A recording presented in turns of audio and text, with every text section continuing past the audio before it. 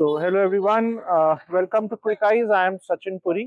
तो आज हम आए हैं अम्बाला। आइज ने अपना पहला मायोपिक क्लिनिक खोला है अम्बाला में, जो कि खुला है कपिल आई हॉस्पिटल में। जी, और हम कपिल आई हॉस्पिटल के फाउंडर जो डॉक्टर कपिल हैं उनसे मिलेंगे, और डॉक्टर अमित गुप्ता से मिलेंगे जो पीडियाट्रिक हेड हैं इस हॉस्पिटल के। तो उन दोनों से मिलेंगे and we will check out the history of Kapil Eye Hospital, where doctors will share their whole journey, and also we will check out the Zeiss Myopia Clinic and how is that helping the patients in and around Ambala. So आइए चलिए मिलते हैं doctor Kapil से और doctor Ajay Gupta से। नमस्ते जी, मेरा नाम डॉक्टर कपिल वोरा है और कपिल आई हॉस्पिटल का मैं फाउंडर, मेंबर एंड डायरेक्टर हूँ। So Kapil Eye Hospital started in 1998, I think end of 97 and beginning of 98, and we have seen the world of ophthalmology changing from nothing to everything. It was a one-room clinic and a very small OT. और मेरे एक senior colleague थे जिनके operation theatre में मैं किया करता था। Was very kind to me and वहां से शुरू करते करते करते करते फिर धीरे धीरे कुछ सर्जन्स ने मेरे को ज्वाइन किया। आर्मी से रिटायर्ड थे या वॉलंटरी रिटायरमेंट लिया कर्नल दत्त ने, उन्होंने ज्वाइन किया। डॉक्टर रुचि ने रेटिना में ज्वाइन किया और फिर डॉक्टर अमित आ गए अपनी ग्रेजुएशन के बाद, और वहां से फिर हम लोगों ने पीडियाट्रिक ऑप्थेल्मोलॉजी डेवलप करनी शुरू करी। तो आज आप देख रहे हैं कि पीडियाट्रिक ऑप्थेल्मोलॉजी किस हद तक पहुंच गई है, because our generation was not very much trained as far as pediatric ophthalmology is concerned. Right. And pediatric ophthalmology is not a normal ophthalmology that you follow. Okay. It is a highly specialized subject और इसके लिए बहुत skilled doctors चाहिए, which Dr. Amit is. So then we developed this department and now we have almost all the departments. We are 10 consultants here looking after our own departments. तो वो एक single room से यहाँ तक पहुँचने की journey. First of all, thanks, doctor, for giving us time, and thanks to Zeiss for getting this done for us. Purely into pediatric here, so बड़ा interesting है, and also post COVID it has become more complicated for parents also, because number बढ़ता जा रहा है, because they are more on screen, outdoors नहीं हो रहा है. So what kind of patients you get different? So normally what questions they ask and how do you resolve? And I have seen your social media handle also, आप YouTube पे भी हो, Instagram पे भी हो, and how you handle that also, and what all content you create on that, and more about patient journey कैसी रहती है? Regarding patient profile किस तरह का रहता है, तो I see only pediatric patients, squint मेरा मेन क्रक्स एरिया है, और न्यूरो ऑप्थेल्मोलॉजी तो मैं एक्सक्लूसिवली देखता हूँ। No adult patients, no adult cataracts. And एक दिन में कितने पेशेंट्स हो जाते हैं इससे? It is quite variable. So nowadays it is off season, so I am seeing purely specialty around 30 patients. लेकिन then I'm sure कि सिर्फ अम्बाला से नहीं होते हैं, बाहर से भी आते हैं? मेजॉरिटी बाहर से आते हैं। हमारी जो पर से मैं अपनी ब्रांच की अगर बात करूं तो हमारी क्लाइंटेल अब अक्रॉस इंडिया है। मतलब अभी भी मैंने जो सर्जरी करनी है, पेशेंट पिथौरागढ़ से आया हुआ है। पिथौरागढ़ राजस्थान? नहीं, ये उत्तराखंड का बिल्कुल एंड में, जो कि चाइना के साथ बॉर्डर पे। ओह, वहां से यहाँ क्यों आया? Why? Because he has searched and अच्छा, किसी पेशेंट ने भी कराया था, तो that's how he has paediatric only squint. अच्छा। एक पेशेंट अभी सुबह जो ऑपरेट किया था वो शामली से थे। शामली इज इन यूपी में काफी दूर है खैर, यहाँ से 5-6 घंटे आई थिंक ऑलमोस्ट। तो दैट इज हाउ। तो आसपास की सारी स्टेट्स, बाकी ऑफ एंड ऑन दूर दूर से, एक्सट्रीम ईस्ट से, एक्सट्रीम साउथ से। So like majority patients are like more than 50% would be from outside Ambala? Maybe 70 to 80%। Oh, अच्छा, इंटरेस्टिंग। और कोविड के बाद सबसे बड़ा जो चेंज हम जो देखते हैं वो है screen time. Okay, now children are glue, हम अपनी ही बात करते हैं, हम भी ग्लूड टू द स्क्रीन है। तो बच्चों से हम क्या एक्सपेक्ट करते हैं, तो बच्चे भी स्क्रीन पे। इवन फ्रॉम जो छोटे टाउन से आते हैं, you feel that same thing happening? Yes, everywhere now it is the same story. So this is something we have to keep on emphasising. और due to that you feel that number भी बढ़ रहा है बच्चों का, आई strains? काफी evidence है जो ये कहता है कि स्क्रीन और नियर वर्क ज्यादा होने की वजह से नंबर ज्यादा फास्ट पेस पे ग्रो करता है। So it is one of the major challenges. और आउटडोर एक्टिविटी भी उसके कारण से कम हो रही है, उसके कारण से भी नंबर ज्यादा बढ़ता है। और प्लस बच्चे उसके कारण से ओबीज भी हो रहे हैं, मतलब वेट ज्यादा गेन कर रहे हैं। तो ये सारी चीजें अब इंटरलिंक होती जा रही हैं। Okay. So how do you means how do you take care of all these things, and especially like myopia भी बढ़ रहा है as you mentioned. So how do you take care of that, and क्या normally remedies आप patients को या फिर उनके parents को बताते हो? And also you have just started Zeiss myopic clinic, or that how is that helping the clinic and also the patients? सबसे बड़ा जो डिफरेंस अब लोगों को पता लगना शुरू हुआ है, पहले हम सिर्फ ये बात करते थे, Correct. अब वहां पर जब लिखा हुआ दिखता है मायोपिया क्लिनिक, तो जब भी कुछ नया लिखा हुआ दिखता है तो लोगों के दिमाग में एंग्जाइटी होती है या कुछ उसके बारे में अच्छा। पूछते हैं ये क्या है, Okay. मायोपिया क्या है। वो नंबर पहले से यूज कर रहे होते हैं। तो फिर अब उसके कारण से अब मायोपिया जो प्रोपेंसिटी बढ़ रही है, जब प्रेवलेंस बढ़ रही है, it is the next pandemic. I call it a pandemic. Okay. हम पहले कोविड पेंडेमिक की तो सारी बात करते थे, ये पेंडेमिक है। अगर हम कंट्री वाइज बात करते हैं तो अगर हम ईस्टर्न एशियन कंट्रीज देखते हैं, जो वियतनाम, सिंगापुर, कोरिया, इन सब कंट्रीज में myopia 18 to 20 year old patients में रफली 90% बच्चों को है। Oh. और अगर हम यूरोपियन कंट्रीज या उधर जाते हैं तो वहां पर भी 25-30% आ गया। इंडिया अभी फिर भी रिलेटिवली पीछे है, हम अराउंड 10% बच्चों में अब भी देख रहे हैं। एक रूरल अर्बन डिवाइड भी है, मतलब अर्बन पेशेंट्स में ज्यादा होता है, again because of the same reason. Outdoor time rural बच्चे ज्यादा स्पेंड करते हैं। लेकिन जिस पेस पे ये इंक्रीज कर रहा है, इट इज एक्सपेक्टेड कि 2050 तक 50% of the world's population children would be myopic. इतना ज्यादा मायोपिया हम देखेंगे तो, और इंडिया की पॉपुलेशन जिस स्पेस पे ग्रो कर रही है, तो हम कितना मायोपिया देखेंगे। To put it into perspective, myopia क्या है, काफी लोगों को मायोपिया नहीं पता होगा। मायोपिया शॉर्ट साइटेडनेस को कहते हैं, जिसमें दूर का क्लियर नहीं दिखता, उसके कारण से माइनस का नंबर लगाते हैं। Okay. और बच्चों में सिर्फ नंबर देना इज नॉट एनफ, बार बार चेक करना जरूरी है, क्योंकि नंबर बढ़ता रहता है और यही एक कॉज ऑफ कंसर्न है जिसके लिए मायोपिया क्लिनिक एस्टेब्लिश किया। ओके। एंड नॉर्मली इसमें आप बच्चों को रेमेडीज क्या बताते हो कि आप ये करो तो इससे शायद ना बढ़े, या पेरेंट्स को आप क्या नॉर्मली सजेस्ट करते हो? इसमें हम 3 pronged स्ट्रैटेजी करते हैं। सबसे पहली चीज जो है लाइफस्टाइल मॉडिफिकेशन, वो सबसे इंपॉर्टेंट है, जो हम सबको बोलते हैं, क्योंकि वो अकेली चीज है जिस पे हम वर्क कर सकते हैं। अगर जेनेटिक मायोपिया है, जेनेटिकली मायोपिया आया, मतलब पेरेंट्स को भी मायोपिया था, आगे आगे जनरेशंस में आ रहा है। जेनेटिक्स एक ऐसी चीज है जिसको हम बदल नहीं सकते। करेक्ट।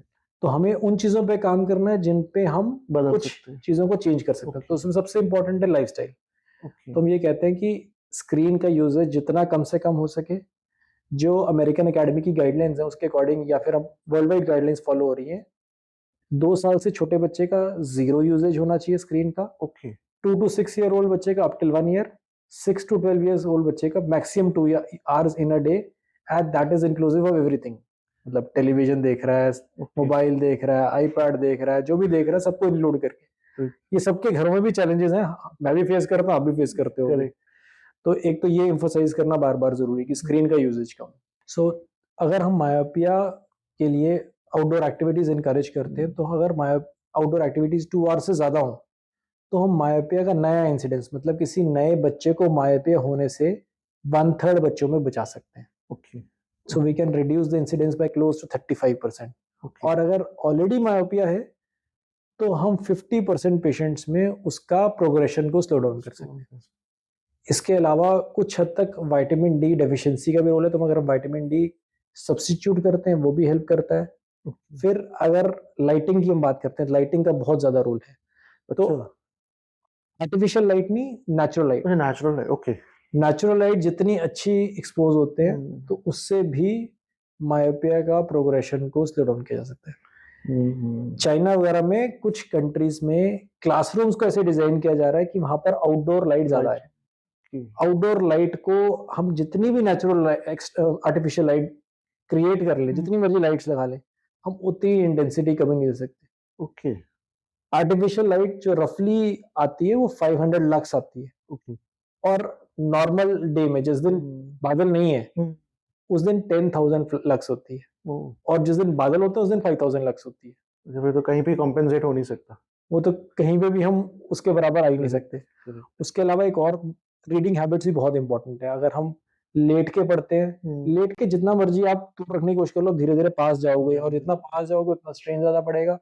तो ये भी चीजें प्रूवन है कि ये भी नंबर को इंक्रीज करने में, फास्टर ग्रेथ पे ग्रो करने में हेल्प कर, मतलब प्रमोट करता है। इसके अलावा डाइट में भी कुछ चीजों से फर्क पड़ता है, जैसे Okay. ग्रीन लीफी वेजिटेबल्स अगर ज्यादा हो, नट्स ज्यादा ले बच्चे, हाई प्रोटीन डाइट, सो इन सब चीजों का भी थोड़ा थोड़ा रोल है। मतलब ऐसा नहीं कह सकता मैं कि नहीं लेंगे तो -2 से -4 हो जाएगा, लेकिन सब चीजें थोड़ा थोड़ा रोल प्ले करती हैं, और अगर हम सब चीजों पे एक्ट करते हैं तो बहुत अच्छा काम करता है। Correct. इसके अलावा कुछ ड्रग्स जैसे atropine, diluted atropine eye drops आती हैं। काफी लोगों को एट्रोपिन जब सुनते हैं तो नंबर चेक कराने के लिए भी यूज किया होता है, तो पेरेंट्स कई बार घबरा जाते हैं कि उससे दिखता नहीं है 2 वीक्स। तो ये बहुत हम डाइल्यूटेड कंसेंट्रेशन में यूज करते हैं, और उससे भी नंबर को हम 50 to 60% स्लो डाउन कर सकते हैं। But that has to be done under the supervision of ophthalmologist. Yes, so कौन सी इंटरवेंशन कब करनी है, उसके लिए हम कुछ कुछ चीजें चेक करते हैं। किसके लिए क्या ज्यादा यूजफुल होगा, कहाँ पर क्या हेल्प करेगा, वो हमें वो देखने की जरूरत है। लेकिन उसमें सबसे इंपॉर्टेंट ये है कि हम उसको जल्दी स्टार्ट करें। Okay. जब हम ये सोच लेते हैं कि इतना बढ़ने के बाद शुरू करेंगे, तो कई बार डैमेज ऑलरेडी हो चुका होता है। तो Okay. इम्पोर्टेंट ये इसलिए। फिर उसके अलावा कुछ ग्लासेस, कॉन्टैक्ट लेंसेज या ऑर्थोकेरेटोलॉजी, ये ऑप्टिकल इंटरवेंशंस में आते हैं। जैसे जाइज का जो प्रोडक्ट है, ये ग्लासेस में है। Correct. तो ग्लासेस हमने वैसे भी लगाने ही है, तो ग्लासेस में ही कोई इनोवेशन है जो कि कॉन्टैक्ट लेंसेज में ही है, और उसी प्रिंसिपल पे ऑर्थोकेरेटोलॉजी भी काम करता है। Okay. तो ये हमने नेचुरली भी यूज करना ही है, तो उन्हीं ग्लासेस में एक इनोवेशन है जिसके कारण से नंबर को स्लो पेस पे ग्रो करते हैं। But आपने देखा उससे बेनिफिट होता है वैसे? हम काफी पेशेंट्स से यूज कर रहे हैं, एंड जिन पेशेंट्स के 1-2 साल कंप्लीट हो चुके हैं, उनमें से हम देखते हैं 25-30% का बिल्कुल स्टॉप हो जाता है प्रोग्रेशन, अच्छा. और 60 to 70% में वो स्लो डाउन होता है, Okay. जो कि हम एम कर रहे हैं। तो अब एक चीज और बड़ी इंपॉर्टेंट है समझने के लिए, जब हम बात करते हैं कि नंबर को स्लो डाउन, प्रोग्रेशन को क्यों स्लो डाउन करना है, पहले हम ये सोचा करते थे चश्मा ही तो लगाना है, Correct. चश्मा लगाना, चश्मा लगाते रहेंगे, बढ़ता है चेंज कराते रहेंगे, और करने के बाद 18 साल की एज पे उसका लेजर करा देंगे। हाँ, ये right. Common, Right. सब डॉक्टर्स भी यही बोलते हैं, और Correct. पेशेंट्स के दिमाग में भी यही चीज है। लेकिन हम एक बहुत इंपॉर्टेंट चीज मिस करते हैं यहाँ पर, कि जब नंबर बढ़ता है ना, अगर -2 है या -4 है या -6 है, अब सिर्फ नंबर नहीं इंपॉर्टेंट। काफी लोग क्या सोचते हैं, अगर नंबर ज्यादा बढ़ रहा है तो लसिक नहीं हो पाएगा। उनको ये समझने की जरूरत है कि सबसे ज्यादा अगर -2 है या -4 है या -6 है, अब इसमें सबसे इंपॉर्टेंट क्या है, जब नंबर एक नंबर से ऊपर जाना शुरू होता है, तो मायोपिया के रिलेटेड जो कॉम्प्लिकेशंस हैं, चाहे वो पर्दा डिटैच होना, आंखों में काला मोतिया आना, सफेद मोतिया आना, कोराइडल न्यूरोवास्कुलराइजेशन, या ऐसी कुछ प्रॉब्लम्स हैं जिसके कारण से परमानेंटली नजर डैमेज हो सकती है, उनका रिस्क कई फोल्ड इंक्रीज होता है। Okay. अगर नंबर 4 या 5 से ऊपर जाता है तो 3 फोल्ड इंक्रीज हो जाता है। मतलब अगर 100 में से 10 पेशेंट्स को होता है, 100 में से 30 पेशेंट्स को होगा। तो सबसे इंपॉर्टेंट ये समझना कि रिस्क इतना इंक्रीज हो रहा है। मतलब मायोपिया से अगर नंबर बहुत फास्ट बढ़ रहा है, so this risk is also getting attached. अगर हम अल्टीमेट नंबर, जो हमारा सपोज 18 साल पे नंबर आना है, वो अगर किसी पेशेंट का हम नहीं कुछ करते, अगर हम उसको इंटरवीन करना स्टार्ट करते हैं, सपोज 6 साल की एज पे, और किसी में नहीं कर रहे, अगर उसका नंबर उस टाइम 1 था और वो बढ़ के 18 ईयर्स की एज पे 6 या 7 जा रहा है, अगर हम उसको 3 या 4 पे रोक सके तो उससे अच्छा क्या होगा। Correct. तो हम अल्टीमेट डेस्टिनेशन शायद थोड़ी नीचे ला पाएंगे। वो ये कहते कि जी बिल्कुल 100% रोक दो, हाँ. ऐसी कोई चीज नहीं बनी। तो मैं पेशेंट्स को ये समझाता हूँ कि हम गाड़ी को ब्रेक नहीं लगा सकते, हम गाड़ी चौथे गियर में चल रही है, हम उसको सेकंड गियर में ले आएंगे।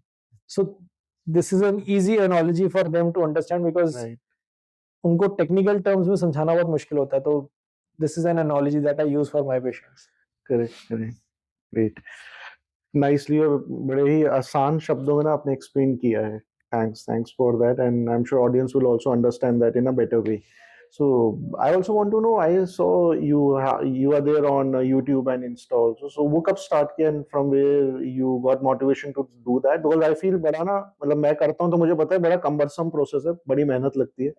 Initially तो बहुत ज़्यादा लगती है जब आपको नहीं पता होता कि कैसे करना है.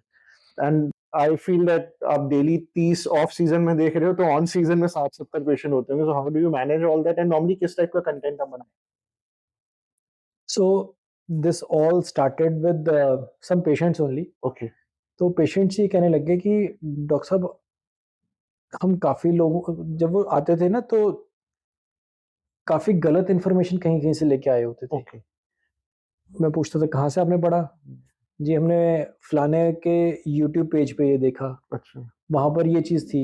अब वो, या वहां पर हमने वो ऐड देखी, या हमने गूगल पे ये पढ़ा।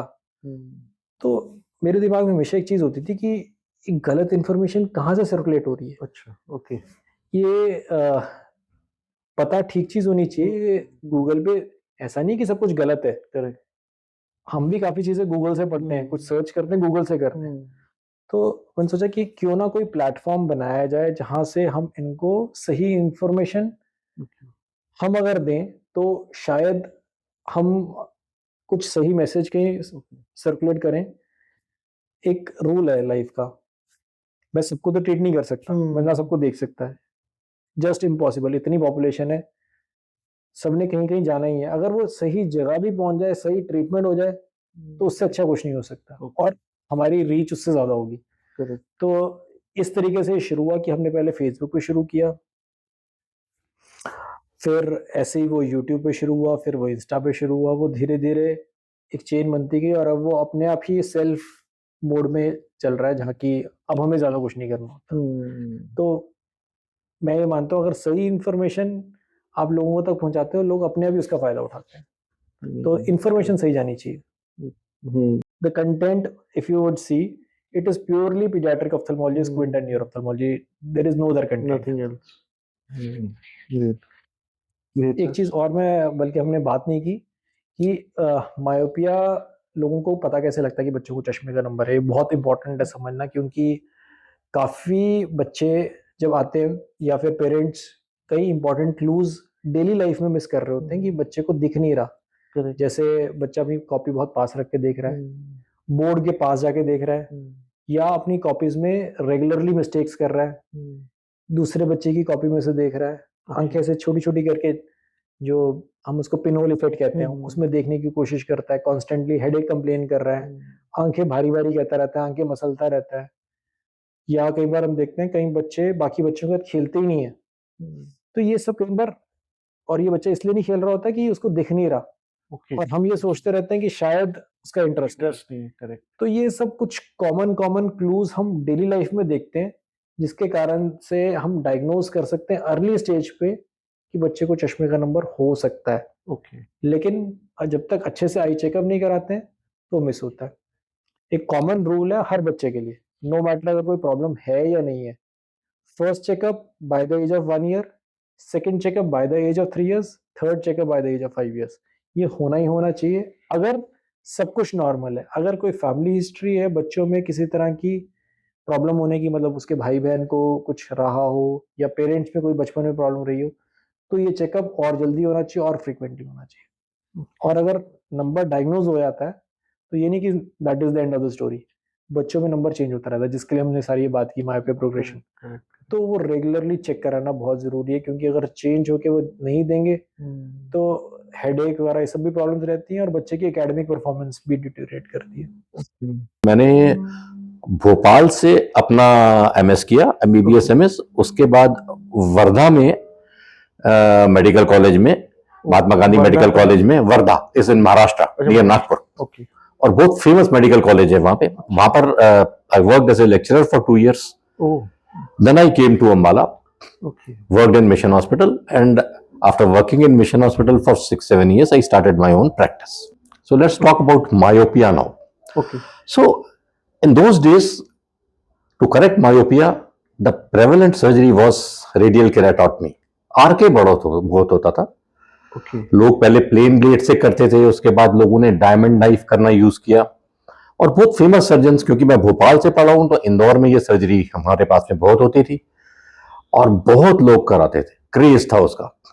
साइड इफेक्ट्स पता नहीं थे, कॉर्निया पे कट्स लगाए जाते थे, नंबर उतर जाता था, और लोग खुश रहते थे, क्योंकि इसके साइड इफेक्ट्स जो आने थे वो तो कुछ सालों के बाद आने थे। तो वो दौर हम लोगों ने देखा मायोपिया करेक्शन का।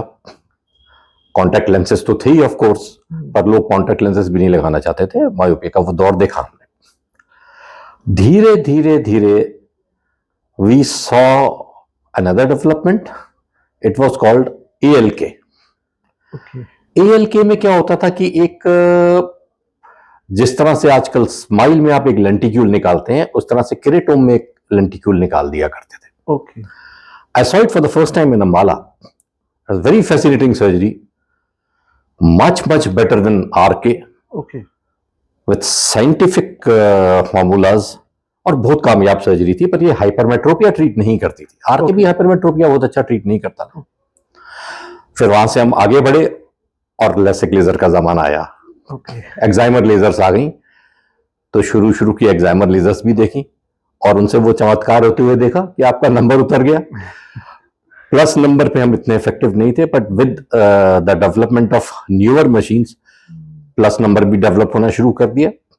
और करते करते अब कंटूरा, स्माइल, अब इतनी बढ़िया टेक्नोलॉजीज आपके पास में है कि you can virtually guarantee the patient की नथिंग विल गो रॉन्ग। क्योंकि डायग्नोस्टिक टेक्निक्स भी इतनी अच्छी आ गई हैं कि आपको पहले से पता होता है कि which cornea can go wrong and where this surgery is not to be done. Okay. कितने केसेस डॉक्टर ऐसे होते होंगे जिसमें आप नहीं कर सकते हो? और let's say if you do 100 in a month, 100 patients आते हैं, उसमें से कितने ऐसे होते होंगे? Almost to the tune of 20 to 25% होते हैं। are the cases where you cannot do the laser based refractive surgery. क्योंकि या तो नंबर बहुत हाई है, या फिर कॉर्निया का स्ट्रक्चर ऐसा नहीं है कि वो सर्जरी को सपोर्ट करे लेजर को। तो इनके लिए अब ICLs आ गए हैं। Okay, what is that? Implantable collamer lenses हैं। इम्प्लांटेबल कोलोमर लेंसेज आपके नेचुरल लेंस के ऊपर लगा दिए जाते हैं, और ये भी 30 साल पुराने हैं। अच्छा। लेकिन इंडिया में इसकी एक्सेप्टेंस थोड़ी बाद में आई, बट अगेन इनका वंडरफुल रिजल्ट है, स्पेशली इन हाई मायोपियास। यहाँ पर आप कुछ नहीं कर सकते थे, तो वहां पर you can make a person independent of glasses by using the ICLs। तो हम लोगों ने वो दौर देखा है कि जब RK से शुरू हुआ था, कुछ नहीं होता था, कॉन्टैक्ट लेंसेज थे, RK हुआ, ALK हुआ, लेजर्स हुए, एडवांस लेजर्स हुए, स्माइल हुई, ICL हुए। तो हमारी एक ऐसी जनरेशन है जिसने सारे चेंजेस देखे हैं, रिफ्रैक्टिव सर्जरी में भी, मायोपिया में भी, and to certain extent cataract में भी। ओके। सो सबसे ज्यादा कॉमन सर्जरीज जो आई में होती है, आपको पता है कैटरैक्ट होती है, so if you can share something about that, कैसे वो इवॉल्व हुआ कैटरैक्ट भी? जब मैं ऑप्थेल्मोलॉजी में MS कर रहा था, तो मैंने जब पहली बार कैटरैक्ट सर्जरीज देखी, तो उनको इंट्राकैप्सुलर कैटरैक्ट सर्जरीज कहते थे। यहाँ पूरा का पूरा लेंस निकाल दिया जाता था। इंट्राओक्यूलर लेंसेज तब बहुत ही नए थे, और इंडिया में 1 या 2 सेंटर्स में होते थे, और हमने तो देखे भी नहीं थे। तो हम लोगों की ट्रेनिंग उस हिसाब से हुई थी, and by the time we finished our MS, कुछ वर्कशॉप्स हुई जिसमें इंट्राओक्यूलर लेंसेज हम लोगों ने पहली बार देखे कि ऐसे इंट्राओक्यूलर लेंसेज होते हैं। पहले एंटीरियर चैम्बर लेंसेज लगते थे, फिर पोस्टीरियर चैम्बर लेंसेज लगने शुरू हुए, और हम लोगों ने उसको देखा, सूचर्स लगाए जाते थे। धीरे धीरे धीरे in early 90s I think हम लोगों ने SICS देखा, doctor Blumenthal technique, and it was fascinating कि आपको टांका नहीं लगाना पड़ रहा और आप लेंस कैटरैक्ट निकाल के लेंस डाल रहे हो। करेक्ट। ये टेक्निक 1-2 साल फॉलो की, और फिर फेको एमल्सिफिकेशन 94-95 तक आ गया था यहाँ पे। Okay. So then I got trained in phaco emulsification, and we started doing phacos. Okay. तो फेको तो आज तक आप देख ही रहे हैं, उसमें फिर मशीन्स नई से नई आती रही, इंसिजन्स होते बड़े से छोटे होते रहे, and we have reached a stage where we have a femtosecond laser, जिसको रोबोटिक सर्जरी कहते हैं। Correct. तो वो इंट्राकैप्सुलर से लेके फेमटोसेकंड लेजर तक की जर्नी मेरी रही है, हमारी जनरेशन की रही है rather. So it was a sea change, starting from intracapsular and now going up to femtosecond assisted cataract surgery. And also in terms of results of those surgeries over the period of time, it has got better, या पहले भी इतने ही अच्छे थे? नहीं, results have improved dramatically, lenses have improved dramatically. अब तो इतनी तरह के lenses हैं कि आपको चश्मा लगाने की जरूरत ही नहीं अगर आप चाहो तो। उस टाइम जो lenses होते थे वो मोनोफोकल lenses होते थे, जो आपको एक अच्छा विजन देते थे, और उसका फिर कंपैरिजन +10 के ग्लासेस से था। जब lenses नहीं थे तो +10 के ग्लासेस लगाते थे, जिनकी अपनी प्रॉब्लम्स थी। तो lenses आने से वो चीज सॉल्व हुई। Okay. इंसिजन्स धीरे धीरे धीरे धीरे स्मॉल हुए, लेंस का मटेरियल बदला, रिजिड से फोल्डेबल हुए, फोल्डेबल में मटेरियल्स में बड़ा चेंज आया, और अब तो जो लेंसेज है वो तो आप जैसा रिजल्ट चाहें वैसा रिजल्ट आप पा सकते हैं। Great, great. Also, doctor, do you want to add something, since I came to know that now ASG is taking care along with you of the Yeah. hospital. If you want to share that journey and how is it helping you? So we joined hands with ASG around 2 years back. अच्छा, 2 साल हो गए. हाँ, तो हम we wanted to progress and we thought कि अगर हम एक ऐसे ग्रुप के साथ ज्वाइन करें जो कि ऑलरेडी बड़ी तेजी से प्रोग्रेस कर रहा था, तो साथ में हम लोगों को भी मौका मिलेगा. Correct. So till now it has been a wonderful journey. Okay. बहुत बढ़िया जर्नी रही है, and I think it was the best decision that we have taken. Okay. And now the plans are on its way की to expand further, Okay. और इसके आगे भी कुछ करें. अच्छा. So that will be with the help of ASG. Great. So we are a part of ASG now. Okay. तो बहुत अच्छा लग रहा है. ठीक है, Great, sir. ठीक है, okay, Thank you, sir. Thank you. Thank you.